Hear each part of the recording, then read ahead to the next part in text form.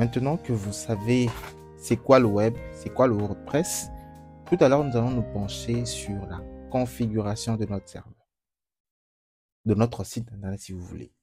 Mais avant d'y arriver, j'aimerais qu'on fasse un tour et qu'on s'arrête pour comprendre c'est quoi un serveur.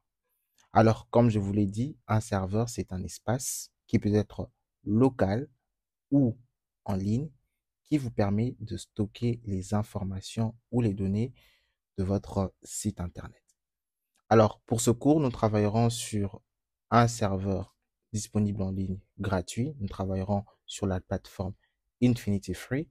Je vous inviterai déjà à pouvoir créer un compte sur Infinity Free afin de pouvoir bénéficier de l'intégralité de ce cours. Mais si par exemple, il se fait que vous avez déjà un serveur créé avec un hébergement déjà disponible, vous pourrez bien sûr sauter cette étape. Alors, pour ma part, j'ai déjà personnellement, j'ai déjà un compte Infinity Free.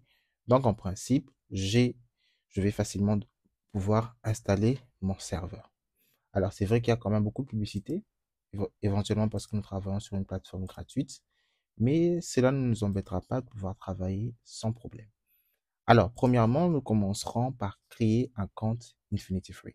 Alors, j'ai déjà mon compte. Alors, le compte que je vais créer ici correspondra essentiellement à mon serveur. Je précise que si vous avez déjà un serveur actif, cette étape n'est pas nécessaire. Alors, je vais sur créer un compte. Après avoir bien sûr créé mon compte principal, je vais créer mon serveur. Je vais prendre le serveur à 0$, ça veut dire un serveur gratuit. Et vous verrez essentiellement ici qu'on nous fournit 5 Go d'espace pour un serveur gratuit. Donc, j'irai sur Create Order pour créer ma commande.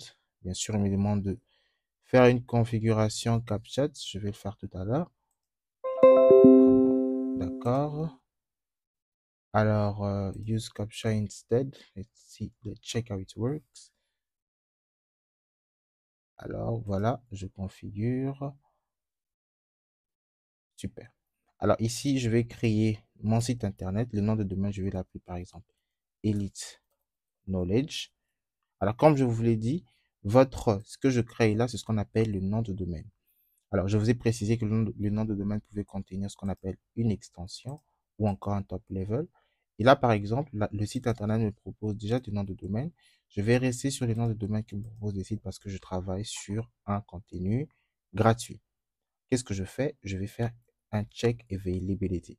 Alors, je précise que les noms de domaine sont des noms uniques. Ça veut dire que vous ne pourrez pas retrouver deux sites internet avec deux noms de domaine identiques. Tout simplement parce que ces noms de domaine doivent pointer sur un serveur unique. Ainsi, quand vous voudriez créer votre site internet, il est important de vous rassurer que votre nom de domaine n'est pas déjà utilisé par une autre plateforme. Alors, je vais vérifier la disponibilité de mon nom de domaine. Ah oui, il est disponible. Et là, le petit label, je vais écrire le label d'Elite Knowledge, par exemple, bâtir une vie, c'est s'aimer, arroser, arroser et devenir témoin. Je vais écrire bâtir des vies pour faire simple. Bâtir des vies. C'est ça notre label chez Elite Knowledge. Et là, j'ai le mot de passe de mon compte. Vous pourrez le voir également. Et ici, je peux, bien sûr, faire approve pour accepter leur politique de confidentialité et je vais créer mon compte. Alors, une fois que mon compte est créé, voilà, il me crée le compte très rapidement. C'est intéressant. Juste un instant que le compte soit créé.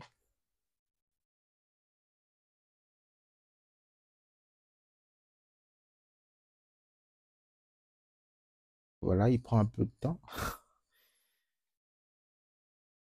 Il prend son temps quand même.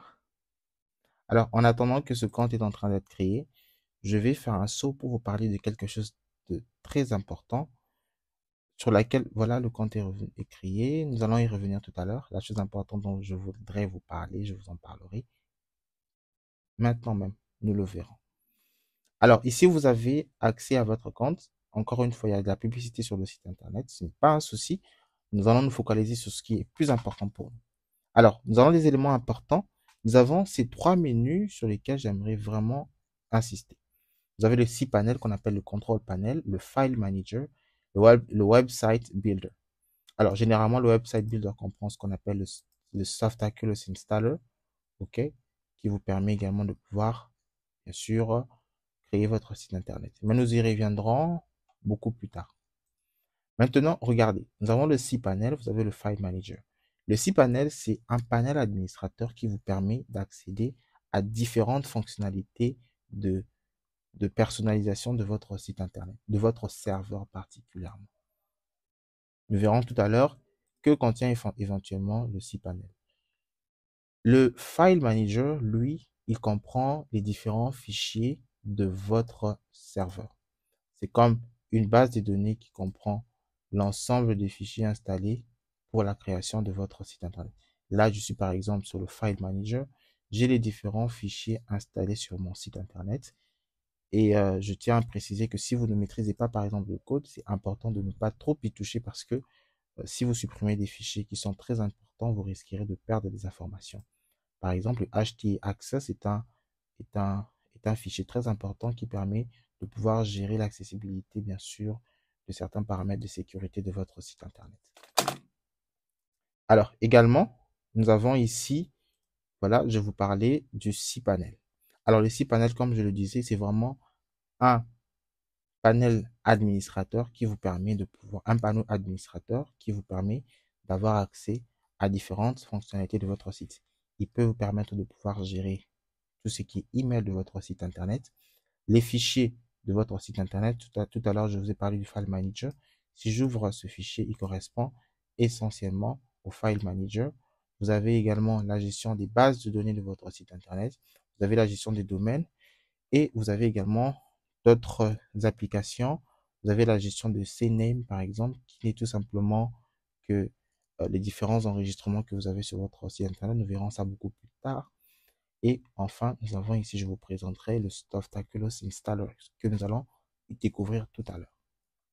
Alors, éventuellement, ici, par exemple, on vous présente également le Script Installer qui vous permet de pouvoir installer certains éléments. Vous voyez là, c'est carrément le Softaculous Installer qui vous permet d'installer des applications sur votre différentes applications et fonctionnalités un peu plus intéressantes sur votre site internet.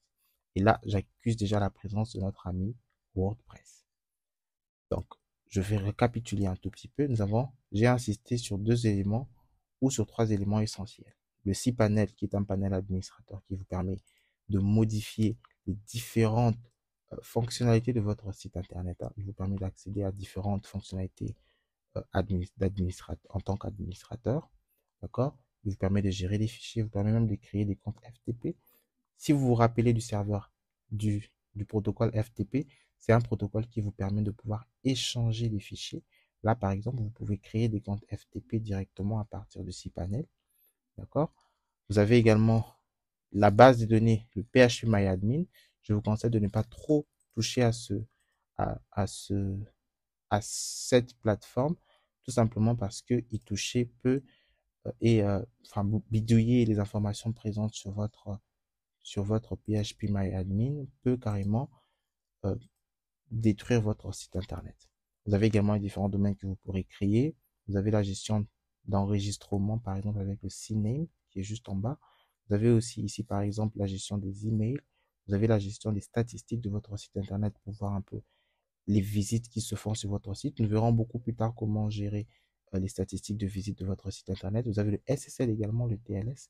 Donc, votre cPanel est un panel qui vous permet d'accéder à plusieurs fonctionnalités de votre serveur. C'est un des éléments les plus importants de votre serveur, donc de votre site internet. Alors, je vous ai également parlé du File Manager qui est comme un gestionnaire de fichiers qui contient l'ensemble des fichiers de votre site internet. Et je vous ai dit de ne pas trop vous aventurer à cet endroit et toucher, supprimer les fichiers de façon intempestive parce que cela peut coûter la vie de votre site internet. Alors, le script installer, nous allons y revenir juste après. Mais avant de pouvoir vous parler du script installer, j'aimerais vous faire part d'un élément très essentiel. Alors, éventuellement, c'était ce dont je voulais vous parler pendant que le site est en train de charger. Il s'agit du SSL et du TLS. Alors, c'est quoi le SSL et le TLS? Il s'agit tout simplement d'un service du web, d'accord, qui vous permet de pouvoir sécuriser la transmission des informations dans votre site internet. Alors, vous remarquerez par exemple qu'il existe certains sites internet qui sont sécurisés, ça veut dire qu'ils contiennent le HTTPS, et certains sites internet qui ne contiennent pas le HTTPS, donc ils ne sont pas sécurisés. Alors, le SSL-TLS est un service qui permet simplement de sécuriser la transmission des informations entre vos utilisateurs et votre site internet. Cela veut dire que le transit d'échange de données entre vous et votre utilisateur sera sécurisé dans un canal chiffré, ce qui empêche à des personnes malveillantes de pouvoir accéder aux informations transmises entre vous et votre utilisateur et bien sûr perturber le réseau.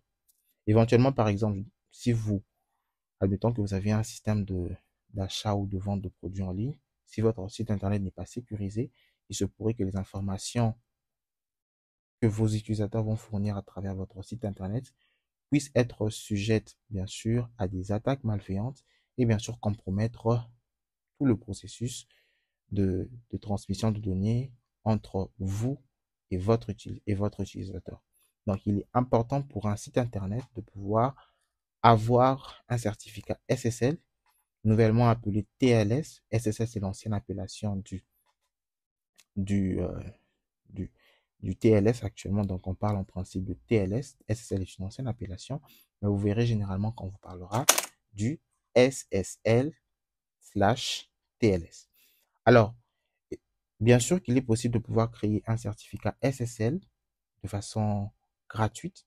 Par exemple, c'est ce que nous allons faire tout à l'heure. Je vais demander un certificat SSL gratuitement à partir à partir de, de mon Infinity Free. Là, par exemple, je vais écrire le nom de domaine de mon site internet. Alors, le nom de domaine de mon site internet, c'est simplement celui-ci. Je vais l'écrire et je vais faire ceci. Je vais lancer une commande.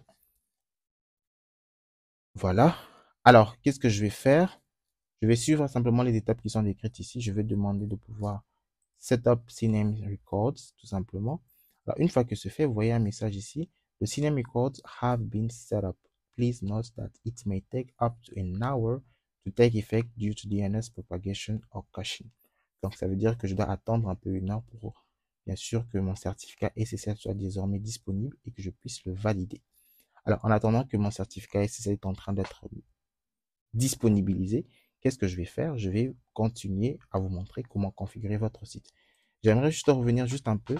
Ici sur le cPanel, nous allons aller sur le CNAME pour vous montrer un peu quelque chose d'assez intéressant. Regardez ici, je vais aller sur le CNAME.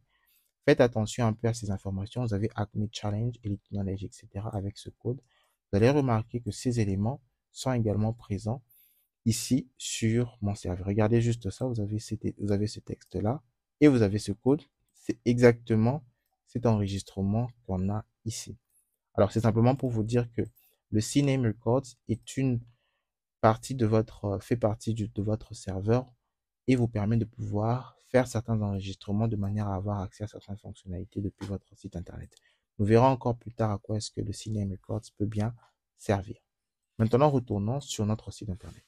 Maintenant que nous savons exactement comment fonctionne notre serveur avec le cPanel, avec le File Manager, maintenant allons-y sur le Softaculous Installer avec le script. Alors, je peux venir directement cliquer ici, tout comme je peux aller sur le cPanel. Ici, je clique là, je vais sur le cPanel et je peux directement ouvrir le Softaculous Installer à partir d'ici. Là, je clique par exemple, automatiquement, j'aurai accès à mon Softaculous Installer. Maintenant, nous allons installer WordPress, notre CMS. Comment on fait? C'est tout simple. Je vais simplement sur Installer. Si je n'ai jamais installé WordPress, bien sûr, je vais rester sur HTTP, c'est pareil. Je vais rester comme ça. Ici, je laisse vide. Je prends la toute dernière version disponible sur le site. Je prends celle-ci. Maintenant, qu'est-ce que je fais? Je vais écrire les informations de mon site internet. Alors, ici commence la création effective de mon site internet WordPress. Je vais écrire Elite Knowledge, par exemple. Vous pouvez écrire le nom qui vous intéresse. Knowledge. Et là, je vais écrire, par exemple, la description. Bâtir une vie, s'aimer, arroser et devenir témoin des fruits. Alors, quand vous créez votre votre utilisateur admin. Mais rassurez-vous simplement de ne pas oublier votre nom d'utilisateur. Moi, j'enregistre toujours. Lorsque je crée, j'enregistre toujours. Je vais ouvrir mon bloc-notes. Je vais écrire les informations de mon administrateur. Le mot de passe, je garde le même mot de passe. Bon, je vais écrire Elite, par exemple. Elite. No, par exemple. Et puis 1, 2, 3, 4. Voilà. Je vais enregistrer mon mot de passe pour ne pas l'oublier. Tout simplement. Le mot de passe, je vais écrire Elite. Bah, je vais mettre mon mot de passe personnel. Mon mot de passe comme ça. Elite. No. Alors, pour le mot de passe, je vais écrire istockprod@gmail.com. La langue, je laisse en anglais. Vous pourrez mettre la langue qui vous intéresse. Les informations avancées, vous pouvez laisser pareil. Vous pouvez également renommer votre base de données. Vous pouvez mettre Elite Scrap, par exemple, comme chez moi. Préfixe, vous pouvez mettre, par exemple, Elite, tout ce que vous voulez. Et le thème, je vous propose de pouvoir laisser vide. Alors, une fois que ces informations sont remplies, qu'est-ce que je fais? Je vais sur Quick Install. Je vais sur Quick Install. Alors, je vais installer mon thème. Et voilà, WordPress sera installé très rapidement. Alors, nous passons aux choses sérieuses dès maintenant. Voilà, mon site internet WordPress a été installé. Je vais sur Return to WordPress Management. Paf, je rentre sur mon site internet. Alors, avant de pouvoir nous y pencher, j'aimerais d'abord que nous fassions quelques configurations ici. Auto Upgrade WordPress Core, je vais mettre Auto Upgrade, c'est pour dire simplement mettre à jour WordPress automatiquement. Alors, ici, Auto Upgrade WordPress Plugin, est-ce qu'on va faire automatiquement la mise à jour des plugins WordPress? Je vais désactiver. Le Search Engine Visibility. Alors, je vous reviendrai à la fin de ce cours, nous parlerons du Search Engine Optimization. Je vous conseille de pouvoir désactiver cette option. Alors, cette option veut simplement dire que mon site internet ne sera pas. Est-ce que mon site internet sera visible par les moteurs de recherche? Je dis non. Alors, tant que votre site internet n'est pas fini, il est recommandé que votre site internet ne soit pas visible par les moteurs de recherche. Parce que tant qu'il n'est pas visible, bien sûr, certaines informations ne doivent pas fuiter, sinon ça risquerait de pouvoir poser des problèmes de référencement beaucoup plus tard. Alors, maintenant que mon site internet est prêt, je vais voir s'il est disponible. Je vais venir sur Login pour voir s'il est disponible. Eh bien, oui, mon site internet est disponible, mais vous remarquez ici, j'ai cette note où c'est écrit Not Secure, pas sécurisé. On m'informe que mon site internet n'est pas sécurisé parce que je n'ai pas encore de certificat SSL. Et voilà les amis, bienvenue sur notre interface WordPress. Nous découvrirons ensemble, progressivement, comment fonctionne le WordPress. Je vous dis à très bientôt. Restez surtout connectés.